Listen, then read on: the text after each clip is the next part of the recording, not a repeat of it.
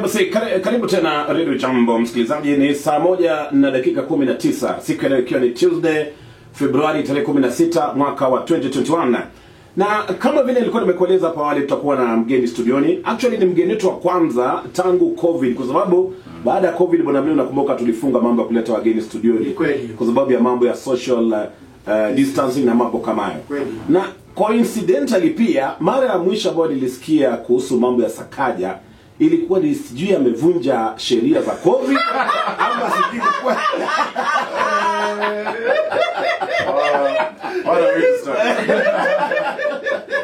nimeunganisha tu hizo habari. Ilikuwaje by the way mheshimiwa?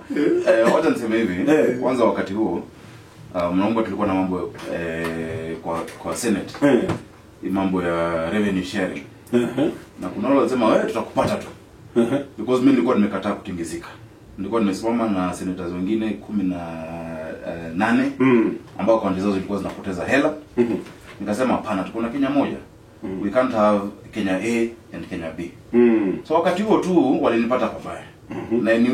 And I confessed because unajua sisi ni binadamu.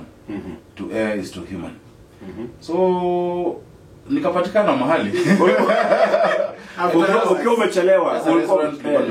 Wakenya wengi wamefanya hivyo. In fact wale wanachika walikuwa wanacheka, wanasema tu unajua ni kutumwa tumetumwa. Unajua pia hata wadosi wanakuanga nje saa zingine.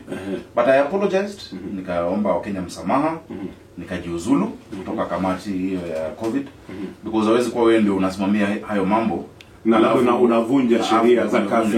Hata kama ni mistake, you take political responsibility. Na hayo mambo yakaisha, lakini bado tukasimama kidete. Nikasema you day with me, nikaenda kotini, nikalipa fine.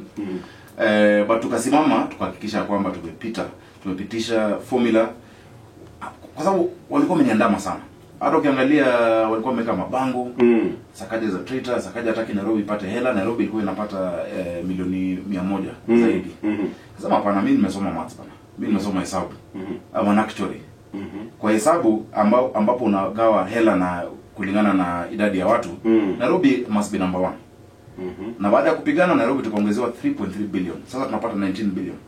Vile niliingia kama senator tuko kwa 15 billion, 15.8, na sasa nimehakikisha Nairobi iko na 19 billion. Na hiyo ndio ilikuwa haki. Na hakuna county hata moja ilipoteza. Wewe sema kuna watu ambao hawastahili kupata hela. And that's what it happened. Na ilikuwa ngumu. Wenzetu walishikwa, wengine wamewekwa kwa maboot. Kuna wakati nilikuwa naandamwa na mapolisi. Na ninashangaza sana bwana Sakaja kwa sababu wewe ni mmoja wa wandani wa Rais Uhuru Kenyatta. Na rais ndiye anasimamia serikali. Kwa hivyo wataka kusema kwamba ni rais alikuwa na kuandama hivyo ama unamaanisha nini? Unajua saa zingine kuna wale ambao wamemzingira ambao they overzealous. So wanaenda kumimpress. Hata kama wako na mambo ambayo hayafai na wana misadvise. Na nilimwambia boss, hapa nimekufanyia hesabu miaka 11 nimekuwa naye. Tangu hata awe waziri wa fedha nilikuwa naye treasury. Nikamundia tena chama. Ulikuwa mwenyekiti wa TNA. Mwenyekiti. Nikaleta vijana. Tulizindua chama, hakuna chama imezinduliwa Kenya kama hiyo. Unakumbuka? 2012 I believe. So tuko na hiyo na huo urafiki. Na hata baadaye vile nilitoka kotini tuliongea naye, tukamaliza hayo maneno. Baadaye nikamwambia haikuwa siasa, haikuwa ati sifurahi na wewe, lakini hata nilikuwa na kwa mjadala kwa katika bunge. Nilisema deep down in his heart, rais wangu haizi kuwa nataka tugawe Kenya, tugawane hivyo. Haizi kuwa nataka formula ambayo itafanya wengine wasikie kama wahisi hao si wa Kenya. Nakumbuka wakati huo kuna mama alinipigia kutoka Nyamira na kuna mwingine kutoka Mandera wa Wajir. Alikuwa analia. Akisema hajaifikiria kuna kiongozi anaweza watetea kuliko viongozi wao. Akisema kwamba kwa muda mrefu wanafanywa wajisi sio wa Kenya because of the speech I made. Ukiangalia kina Abdikadir watu walitweet wakasema that was a very consequential speech. Ambapo nilisema hapana, lazima tukae hivi. So yaani ulijitolea mhanga ili kuwe na usawa pale. So just supporting mtu, kusupport rais ama kusupport kiongozi haimaanishi uwe psychopath. Haimaanishi uweze mkosoa. Haimaanishi uweze mkosoa, lakini unafanya na heshima. You be respectful, sijaitukana na naibu wa rais. Hujainisikia kwa mambo ya tangatanga ama kieleweke. Because these are my leaders. Na nawa support. Na nataka waweze kuelewana. Kwa hivyo uko hapo katikati. Hapana, niko pale tulikuwa. Niko pale tulikuwa because he was a maifai. Hiyo tumezungumzia. Tena nikakusikia tena kwa ripoti fulani sijui ya COVID millionaires. Nilisikia. Hapo ulijipataje? Kwa sababu inasemekana kwamba wewe ndio ulienda kwa hiyo ofisi ndio ukapigwa picha. Nilisikia na mimi hizo hela ukajua vile ndio sota. You know. The truth is this. Hiyo ni wakati nilikuwa mwenyekiti wa hiyo kamati ya COVID. Wakati nilikuwa mwenyekiti wa kamati, I had to interact with very many agencies. KEMRI, nilikuwa kwa ofisi za KEMRI, nilikuwa kwa ofisi za KEMSA, nilikuwa kwa ofisi za Ministry of Health, nimezuru hospitali. So kwa ofisi sio hatia. In fact tukiangalia hiyo ripoti, yule ambaye anasema watu no nilipata hapo lakini sikujua wamekujia nini. Because I have to understand what they're doing. Being in an office is not a crime. Yeah? Vile nilienda Pumwani sikuwa nimeenda kuzaa. But nilikuwa hapo. Vile nilienda KEMRI sikuwa nimeendea vaccine. But nilikuwa hapo. So I was in that office. Lakini hakuna kampuni lolote ambapo utapata jina langu ama ambao nimetumia watu ama ambapo sijaifanya biashara na serikali. In fact for a long time hata nikiwa mwenyekiti wa chama. Mimi ndo niliintroduce 2015 30% procurement opportunities ya vijana. Hiyo sheria mimi ndo nilileta. 30% AGPO. Ya kuhakikisha vijana, wamama na wale ambao wanaishi na ulemavu wanapewa nafasi ya kupata zabuni. Wakati huo nilikuwa bado mimi ni kijana, nilikuwa youth. Hakuna kampuni yangu hata moja ambayo nilitafuta hiyo certificate because it was for those who are disadvantaged. So hapo my conscience is clear. Kuna upelelezi ulifanywa, wale ambao walikuwa wanahusika waliitwa, kuna wengine mliwaona wanaitwa kufanywa uchunguzi. Sijaitwa. Kwa sababu hakuna maneno na siko hapo. Hauko na kesi. Unajua tunauliza wewe kwa sababu kuna watu ambao inasemekana walikuwa wanapita hapo kwa ofisi ya KEMSA hapo wanaitwa wengine na wakapata tenda. Sasa wewe nao ulikuwa ndani na hukupata tenda. Ulikuwa ndani na kama kiongozi mimi ndo center wa Nairobi pia. Na nilikuwa mwenyekiti wa kamati. I must interact with every agency. Ukisema ni hatia viongozi waende kwa ofisi, hii mambo ambayo tunatafutia wananchi tutafutia wapi?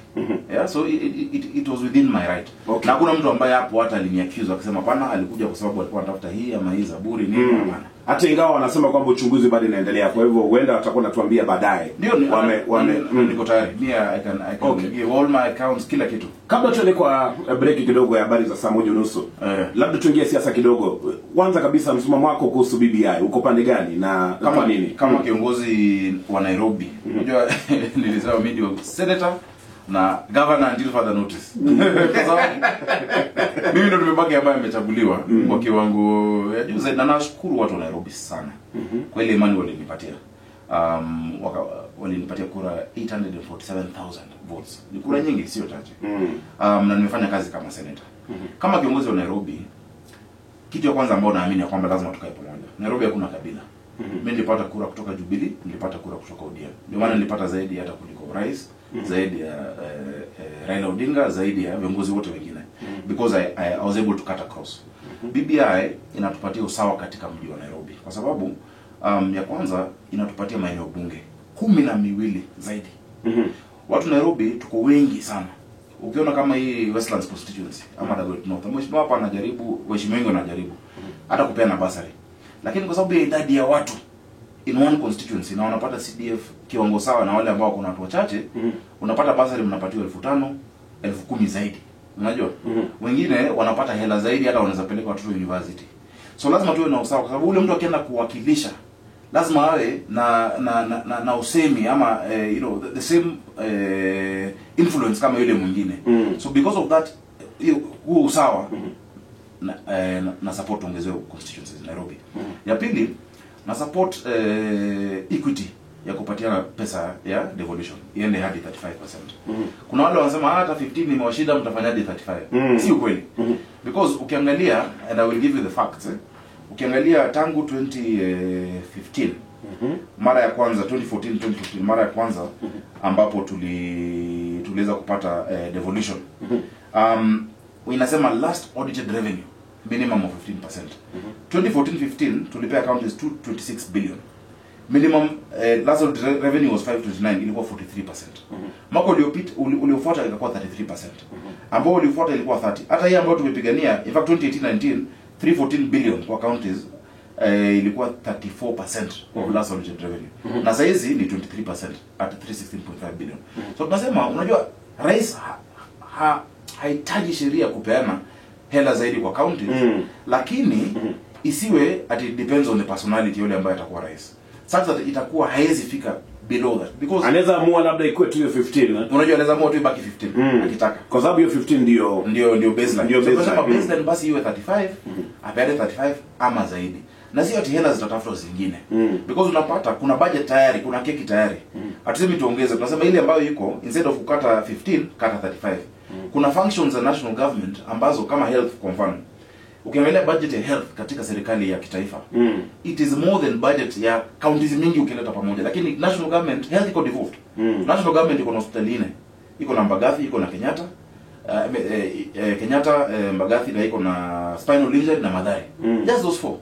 Yeah, lakini counties ndio ziko na health budget, lakini mbona hela mingi zinaiko hapo? Ukiangalia agriculture, ile budget ya agriculture ni kubwa zaidi, lakini agriculture is devolved. So hizo hela tunasema toa hizo hela kutoka kwa serikali kuu peane kwa counties. Kwa counties na tuhakikishe kuna usawa katika counties na kuna accountability. Watu wanaajibika kwa hizo hela. Hapo ndo tuendelee. Okay, hayo mengi tutakuwa tunaongezea baadaye. Msikilizaji, ndani ya studio kumbuka tuko na senator wa Nairobi Bwana Johnson Sakaja. Kwa hivyo ikiwa uko na swali la kuuliza, waweza kutuma SMS hapa Radio Jambo kwa nambari ya 22494 ukianza neno jambo, na siji kama nitapata nafasi niweze kupatia nafasi ya simu pia baadaye. Namba ya simu ni 020445975. Sasa karibu tena Radio Jambo. Ni saa 1:36. Saa 1:36 na ndani ya studio tuko na senator wa Nairobi County Mheshimiwa Johnson Sakaja, ambaye alikuwa ameanza kuzungumzia mambo ya BBI na nimeona wengi wameanza kuuliza maswali.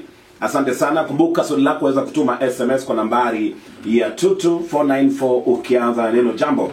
Na kabla nisome baadhi ya maswali Global. Haya, mheshimiwa, tukiendelea, kuna jamaa ameuliza swali hapa na ni kuhusu mambo ya BBI. Ndio.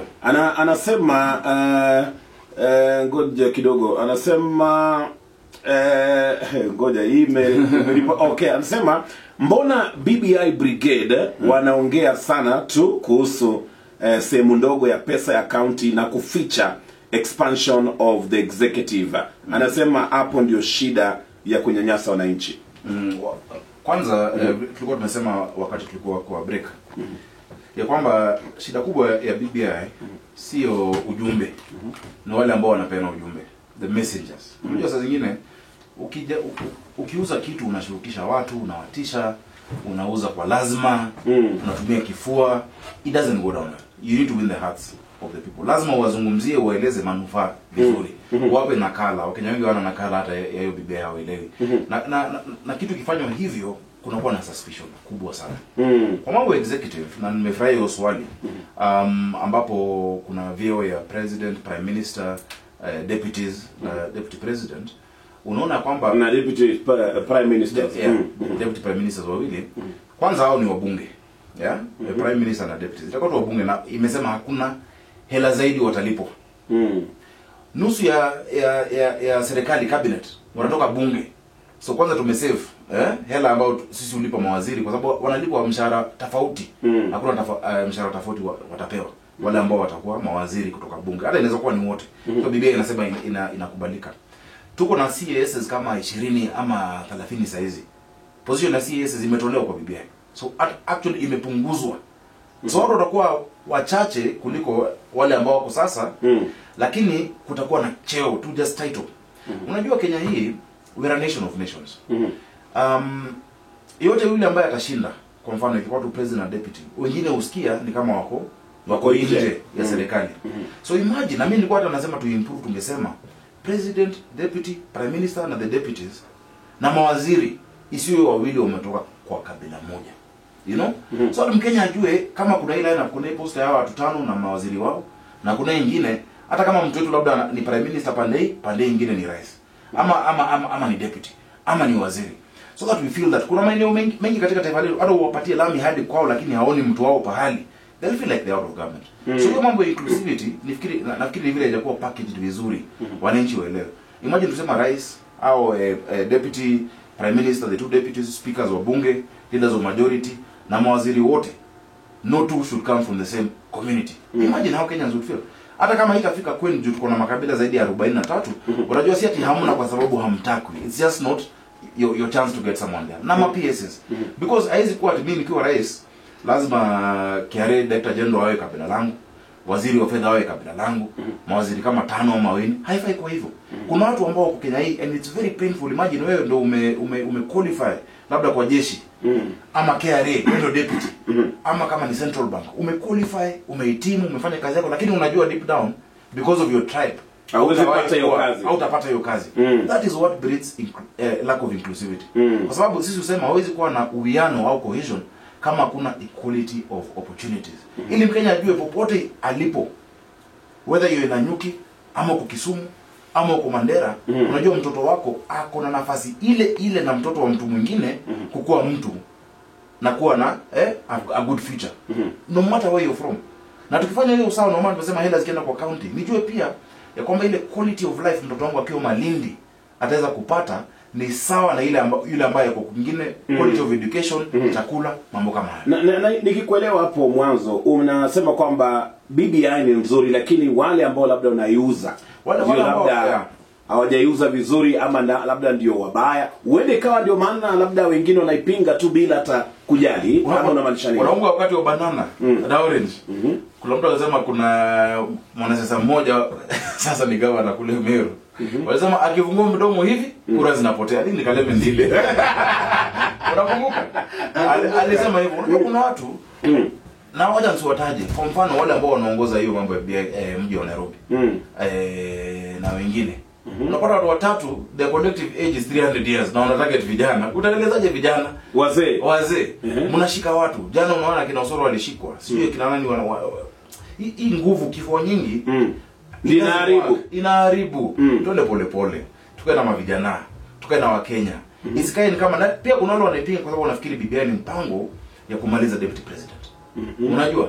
That mistrust imekuwa ni shida kubwa sana. BBI mimi siangalia mambo ya 2022. Naangalia mambo ya what we can do to improve katiba letu kwa sasa, because kila generation itakuwa na kazi yake ya kufanya. It may not be perfect. Hakuna document ambayo iko perfect. Biblia tu labda ndio hatuwezi amend. Naunga Fidel Castro alikuwa jaribu ku amend Biblia. 20 years ago. That's one document you can't amend. Other years wako 25th amendment, 30th amendment, amendments will always come. Lakini kwanza isiwe mambo ya kushurutisha watu ama ya kuhonga. Sijui MCs wanasema wanataka hela kwanza ndio wapitishe. That is not the direction we should go. Let us talk to Kenya tuseme ndio hii mpango. Na Kenya kikubali good. Wakikataa pia sio mwisho wa hii. Maisha yanaendelea. Okay, labda nisome SMS nyingine tena. Mengine nafikiri kwamba ushazungumzia kama hiyo mambo eti MCAs walipwe kwanza kabla wapitishe. Kuna jamaa muulizo hilo swali. Na mwingine anasema nampenda sana Sakaja, kijana mkweli. Asante. Hakuna mtu asiye kataa BBI. Ni jambo moja tu, ondoeni vio vya waziri mkuu na manaibu wake. Mchana BBI itapita. Weka maswali ya kuchagua. Huyo pia anasema ni Bishop Sitine kutoka Kitale. Nafikiri unazungumzia referendum, labda kuwe na multiple questions pale. Kuna sheria ambayo imeletwa kwa bunge, referendum bill. I think kamati ya utekelezaji wa katiba CIOC. Na tutaona kama wabunge watapitisha mfumo huo wa kufanya kura ya maoni, hii referendum, not opinion, referendum. Iwe multiple choice ama isiyo. Lakini mimi sikubali mambo ya multiple choice kwa sababu unajua ni kama suti, hapo unavaa. Lazima ije na longi na jacket. Waweza matibi nataka tu shati ama nataka tu tie, it will be incomplete. Haitakuwa suti. Unajua lazima usome yote. Nika kusema mimi Biblia nataka tu Matthew na Mark. Staki look, staki act, staki, because it comes as a package. Unajua unasemaga you read a document in its entirety. Hauwezi chukua tuseme unataka i chapter na unataka nyingine, because lazima ije pamoja. So Kenya, in fact, hii bill kwa county assemblies na pia kwa senate, a constitutional amendment, you can't amend it. Either mnapitisha ama muangusha. Na hiyo ndio kazi ambayo iko kwa Kenya. Either tuipitisha yote ama tuangushe yote, because you can't amend it. So multiple choice, uchukue hii, uchukue nyingine, haitaingiana hata kisheria. You know, it won't flow, haita flow. Yeah? So nimezungumza na wakubwa na nimwambia mambo ambayo tubadilishe kidogo. Ndio tumefanya campaigns nao awali. Unajua saa zingine labda ukiwa kwa cheo au sikii ukweli ya wananchi. Mimi uko na wananchi. Mimi huwa pale chini, many times, in fact on Saturdays mimi hutoka tu bila hata dereva, bodyguard, natembea naingia mtaa nakaa tu. Watu wakini notice after 30 minutes na hiyo anaenda kwingine kusikia sauti ya wananchi. Wananchi wanasikia wameumizwa. Covid imekuwa ni shida. Watu wamepoteza kazi. Many people hospitality industry, creative economy, wasanii, watu wa transport wameumia sana. So wanaona mbona hizi hela nyingi sana zinaenda kwa mambo ya katiba, lakini hatujaongea post corona economic strategy. Nimesema we can do both things at the same time. Kwa mfano last week nilisema kwa bunge, mwezi wa January nimetembea katika many of the schools zile zilifunguliwa Nairobi, around 8 or 9 schools. Na vile nimetembea, imagine ukienda kwa watoto Ghost, normally nikienda wanafanya super senator, naweza mnataka nini, unafikiri watasema mpira za kucheza ama tunataka school bus, baswiti, chocolate, you know something. Wanasema wanataka chakula, food, school feeding program. Na nimesema hiyo nitapigania hadi tuweze kulisha watoto wetu. Many of them hiyo ndio chakula watapata. Nyumbani hakuna kitu. Wazazi wako vibaya. Na sana sana Nairobi ni shamba la mawe. Unajua kama huna pesa hautalala mahali, utafukuzwa kwa nyumba, utatolewa mlango, utafungiwa, utawekewa kifuli, na utapata chakula. Kule mashambani labda ni tofauti saa zingine. Kwa hivyo unasema ni hatua gani tu school feeding program? Kuna mswada ambao umewasilisha pale. Kuna mswada ambao tuko nao kwa Senate. Kuna ile ambayo ya Senator Wambua ambayo inaongea about mung beans. Ilikuwa inaongea mambo ya ndengu, but hapo kuna mambo ya school feeding program. I want to expand it ili ihakikisha tumeka around 20 to 15 billion thereabout. Kwa huu mwaka watoto wote ambao wako kwa primary schools, kwanza tuanze na hao, wao wanapata a meal a day.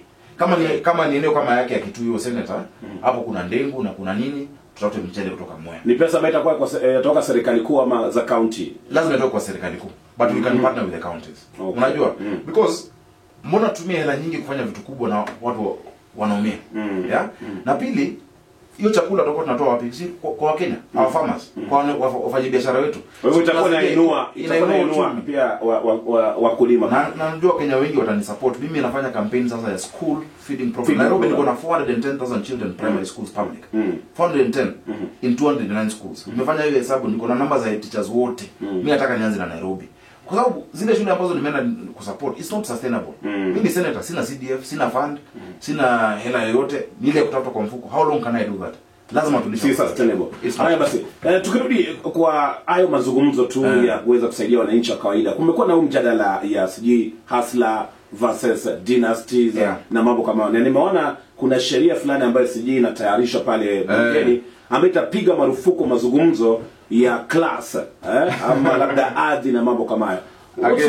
Again vile nasema strategy na tactics ya watu sio mzuri. Unajua hiyo narrative ya hustler ni kweli Wakenya ambao wako chini lazima waangaliwe. Ni kweli. Lazima tuhakikishe kwamba kila mtu anapata nafasi. Na sio tu biashara kubwa ambazo tunasaidia, pia zile za watu ambao wako chini. And that's what we've been doing. Lakini isiwe unaambia yule mtu hana ya kwamba hauna kwa sababu huyu ako nayo. Hiyo ndio ina create division. You know, esemekana ati mimi sina hela kwa sababu Gidi yako nayo. Kwa sababu nitakuona kama adui. Yule mtu ambaye anafanya kazi kwako ataanza kuona kama adui. Na hizo vita zimefanyika world over. Communism ilianza hivyo. Ukaangalia mambo ya kina Hitler, it was creating a class divide about wale ambao wako nayo na wale hawana. So we must focus kwa wale ambao hawana. Na ni kweli watu wanaumia zaidi. But let us not divide Kenyans kwa kusema ya kwamba mimi sina kwa sababu wewe uko nayo. Mimi niko kwa bodaboda kwa sababu uko kwa gari.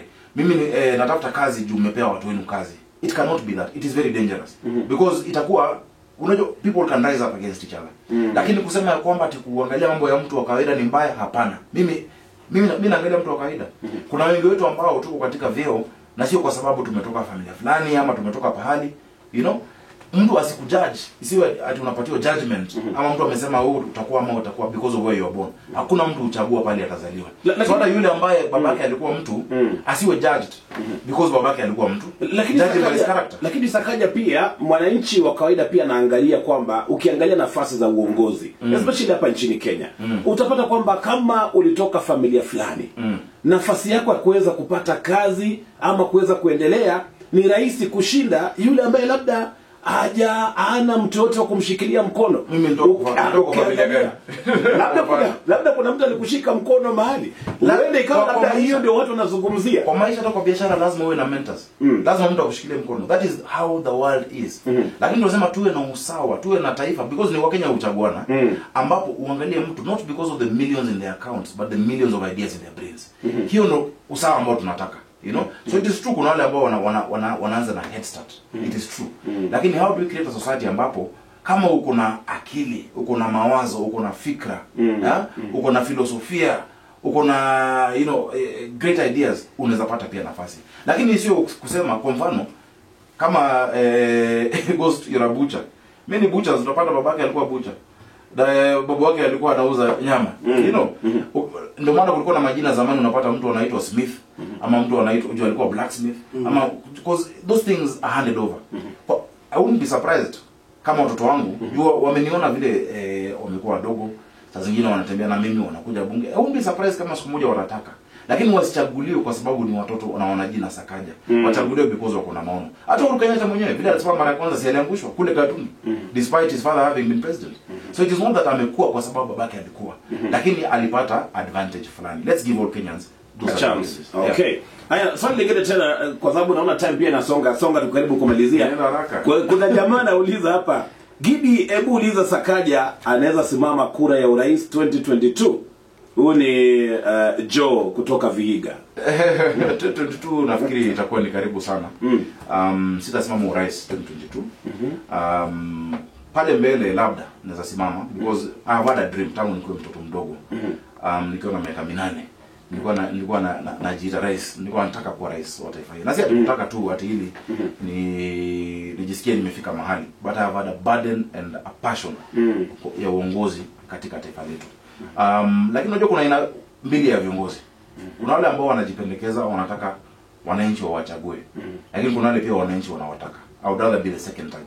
Ambapo wananchi wanasema kweli huyu anatuwakilisha, akona maono mazuri, anataka watu wawe pamoja, he can lead us. That is the kind of leader I want. Na kwa sasa 2022 wananchi wanasema nini? Ama hujatembelea kusikia wanataka? Nimetembea, wengi wanasema nisimame governor.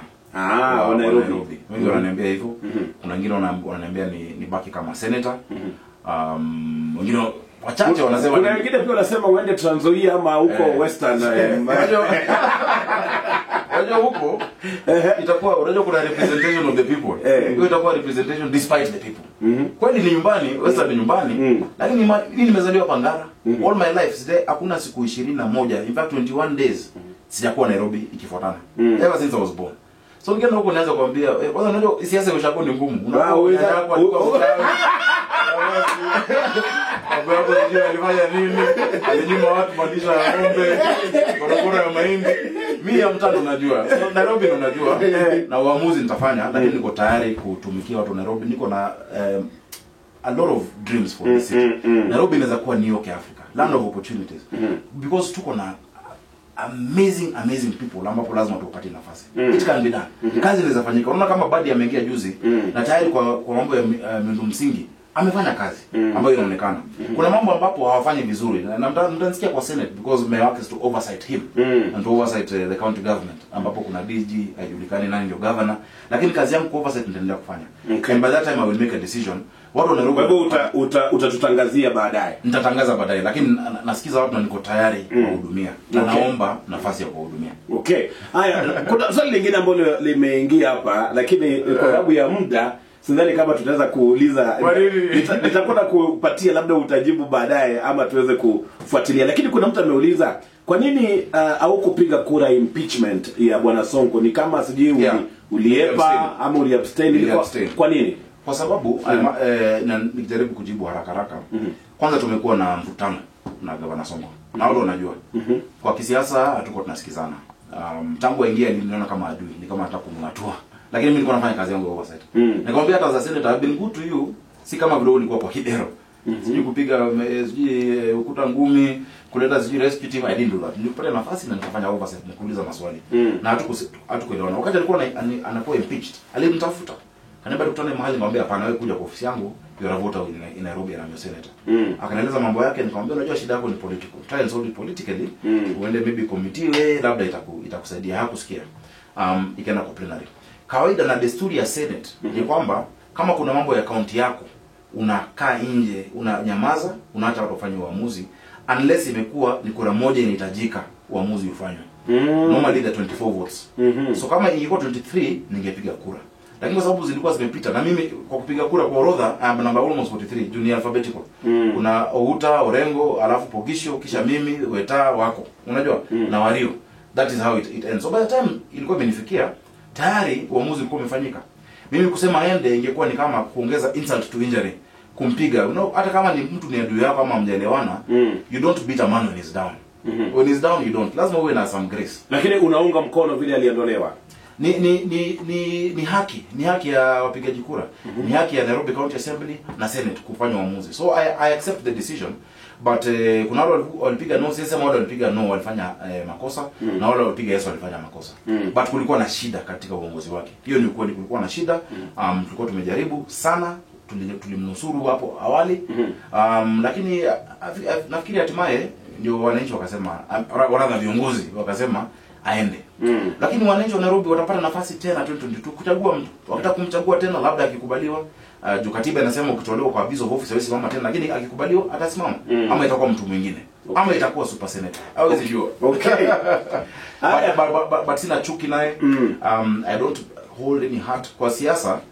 Unajua Mandago alisema msee kwa kifua. Never burn a bridge. Unasema yuko kwa lungs. Weka kwa lungs unapumua ikipata. That's why mimi leo nazungumza na rais, nazungumza na Raila, nazungumza na Musalia Mudavadi, nazungumza na William Ruto because they are all leaders. Never burn any bridge. Actually nilikuwa takuuliza swali la mwisho na ni kuhusu mambo ya Musalia Mudavadi kwa sababu nakumbuka katika mazishi ya mama wa Musalia. Ulisema matamshi fulani ni kama yani unaegemea upande wake sasa, unapendekeza kwamba yeye ndiye achukue nafasi ya urais 2022. Nilisema kwamba nilisema wakati huu kwanza nilisema mimi niko na Rais Uhuru Kenyatta. Hata kama tumekosana mara mingi kwa siasa ni kawaida. Vile ulikuwa unauliza mambo ya revenue nini. But pale tumetoka mimi niko na kitu tunaita political fidelity. Mimi si mtu wa kurukaruka. So na msupport hadi 2022. Kwamba lakini contract inaenda kuisha. Na transfer window ndio hii. Imefunguka. Wachezaji wananunuliwa. Kama usipate ruhusa basi nionyeshe Musalia hii njia ya kufunga bao, mbinu ya kuunda chama na nini, because I believe yeye ni kiongozi ambaye hana uhasama na mtu. Hakuna wale watasikia is vindic akichaguliwa atakuja kufinya huyu ama yule.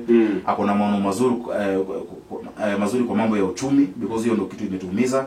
There's a minister of finance anaongea mambo ya deni na vile kutakuwa na hope before. You don't fight a narrative kama hii mambo ya hustler what not. Au pigana narrative by kusema by facts. You fight it by a higher narrative. And the higher narrative ambayo tunataka ni a narrative of hope, a narrative of bringing us together and economy. So because of that mimi nataka Musalia Mudavadi afikiriwe vizuri kama na Wakenya. Aangaziwe. Okay.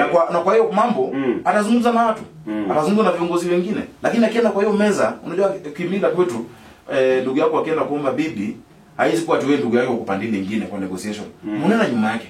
So for that I believe he is somebody we should give a chance. Azungumze na viongozi wengine. Mwisho kabisa tumeona Mkisa Kitui pia ametokea. Ndio. Na yeye pia labda anatoka maeneo ya Western Region. Maoni yako ni yapi kuhusu azma yake? Hakuna haki kama Mkenya mwingine. Hakuna haki ya kufanya azma hiyo ya kutaka kuwa rais. Sioni akienda mbali. Kwa sababu amekuwa nje kwa muda, hana uhusiano mzuri na watu. That personal touch imepotea. Juzi aliuliza mambo ya BBI akasema vote with your heart. Hawezi kuwa unasimama katikati kwa fence. Mambo makubwa kama hayo unataka kuwa rais.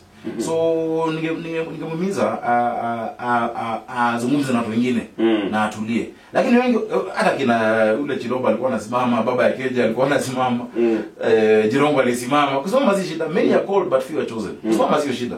Lakini atapata kura kweli kwa rais sioni. Nafikiri farasi ni chache. Kuna William Ruto, kuna Musalia Mudavadi, kuna Raila Odinga, kuna Kalonzo Musyoka. Hapo ndo tutapata rais. Kati ya wanne. Yaani umeondoa Mkisa Kitui. Vile naona. Na nimesikia wengine pamoja yangu mimi niko na kura moja tu. Pamoja yangu. Haya. Bwana Johnson Sakaja, tumeshukuru sana kufika Radio Jambo kuongea nasi. Nimefurahi. Tunakutakia kila laheri, tutakapokuhitaji tutakuita tena, na asante sana, wewe ndio mgeni wa kwanza ambao tunamwalika baada ya mambo ya COVID na mambo kama hayo. Na by the way, unaweza ongea na rais labda aondoe hii mambo ya COVID, mambo ya curfew, kwa sababu wananchi wanalalamika sana kwamba nimemweleza imepitwa na wakati. Nimemweleza, unajua hizi kwa tunakiuka sheria za COVID mchana au tunafikiria COVID inaamka usiku au inatembea. Nafikiri ni wakati itolewe. Uchumi umezoroteka, watu wameumia. Relax mambo ya kafi. Na watu wameumia sana. Nimeona ujumbe nyingi zimekuja. Watu wanataka usaidizi. Utanipa namba kadhaa ya watu ambao zile personal health problems ambao unaweza saidia, naweza kama siwezi pia you know I'll do my best. Lakini kafi itolewe bwana. Watu waenjoy sana. Ambia wenyewe tafadhali. Na mnita tena bwana. Tutakuita. Thank you so much.